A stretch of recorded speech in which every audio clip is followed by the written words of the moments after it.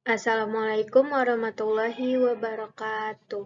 Nama saya Nadira Musyafa Mahroni dengan NIM 2236021025 dari Program Studi Administrasi Publik Universitas Krisnadwipayana.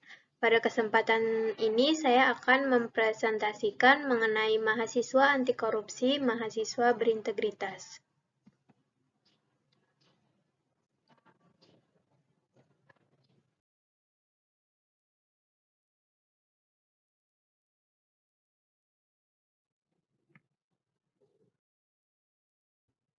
Pancasila adalah akal, pikiran, dan perilaku manusia Indonesia.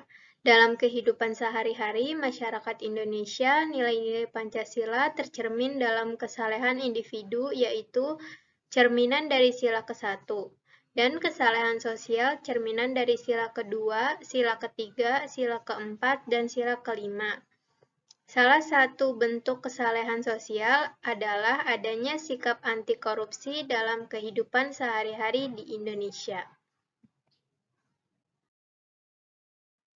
Apa itu korupsi? Dalam KBBI, korupsi diartikan sebagai penyelewengan atau penyalahgunaan uang negara atau perusahaan dan sebagainya untuk keuntungan pribadi atau orang lain. Sementara itu, koruptif berdasarkan KBBI bermakna bersifat korupsi. Korupsi merupakan suatu perilaku, adanya penyalahgunaan wewenang dan kekuasaan, dilakukan untuk mendapatkan keuntungan pribadi atau kelompok, melanggar hukum, atau menyimpang dari norma dan moral, dan terjadi atau dilakukan di lembaga pemerintah atau swasta. Faktor penyebab korupsi. Secara umum, faktor penyebab korupsi dibagi menjadi dua, yaitu faktor internal dan faktor eksternal. Faktor internal merupakan penyebab korupsi yang datang dari diri pribadi, sementara faktor eksternal merupakan penyebab korupsi dari sebab-sebab atau dorongan dari luar. Faktor internal terdiri dari aspek moral, seperti lemahnya keimanan, kejujuran, dan rasa malu. Aspek sikap atau perilaku seperti pola hidup konsumtif dan tamak. Dan aspek sosial seperti lingkungan keluarga dan pergaulan. Kemudian faktor eksternal. Menurut ahli yang pertama Robert Merton, korupsi adalah perilaku yang diakibatkan oleh tekanan sosial, sehingga menyebabkan terjadinya pelanggaran norma-norma. Yang kedua, menurut Sarwono, perilaku manusia merupakan hasil dari interaksi antara faktor kepribadian dan faktor lingkungan yang saling terkait. Faktor eksternal bisa dilacak dari berbagai aspek, yaitu aspek politis, aspek ekonomi, aspek hukum, aspek sosial, dan aspek organisasi. Dampak masif korupsi. Yang pertama, dampak langsung, seperti kerugian negara. Yang kedua, dampak tidak langsung, seperti melambatnya pertumbuhan ekonomi negara, menurunnya investasi, meningkatnya kemiskinan, memudarnya nilai budaya, hilangnya kepercayaan masyarakat, dan lemahnya garis batas negara. Terpapar langsung atau tidak, korupsi memiliki efek yang merajalela ke seluruh aspek sebuah negara.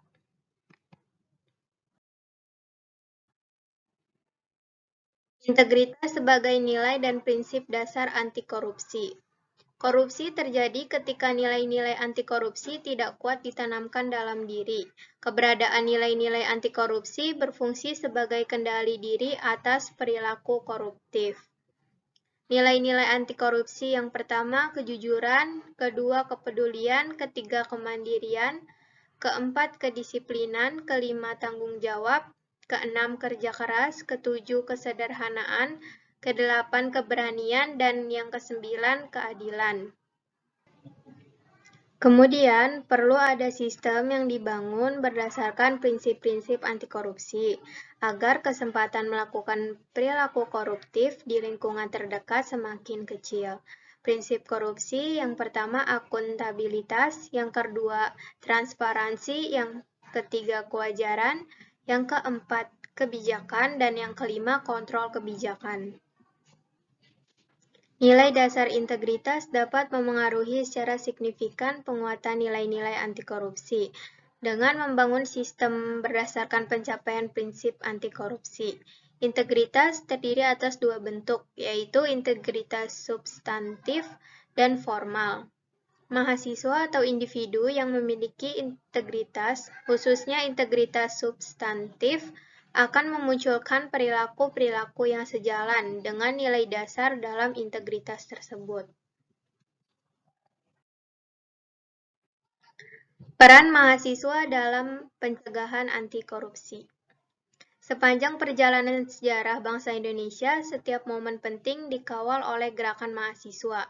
Mahasiswa sebagai peserta didik dengan tingkat intelektual, daya kritis, dan etika paling tinggi dari kelompok pembelajar di bawahnya, secara real berperan sebagai agen perubahan.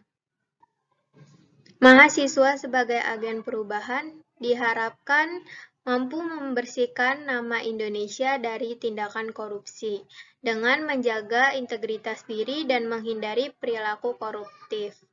Upaya mahasiswa dalam pemberantasan korupsi yang pertama, menciptakan lingkungan bebas dari korupsi di kampus, kedua, memberikan sosialisasi kepada masyarakat tentang bahaya korupsi, dan yang ketiga, menjadi alat pengontrol terhadap kebijakan pemerintah.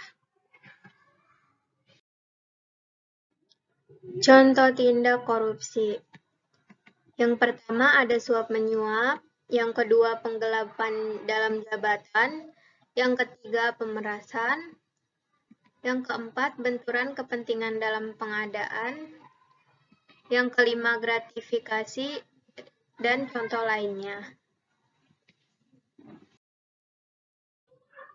Upaya pemberantasan korupsi. Upaya pemberantasan korupsi dapat diterapkan melalui dua pendekatan.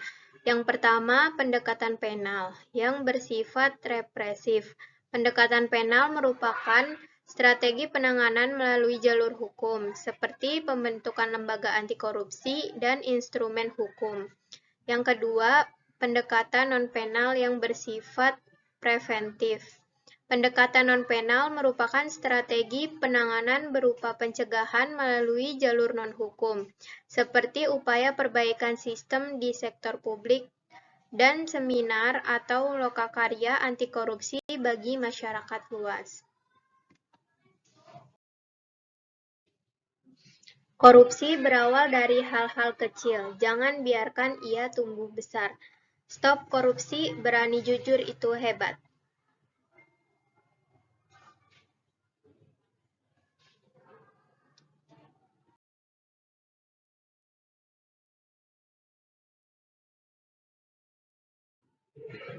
Sekian presentasi dari saya, kurang lebihnya mohon maaf. Wassalamualaikum warahmatullahi wabarakatuh.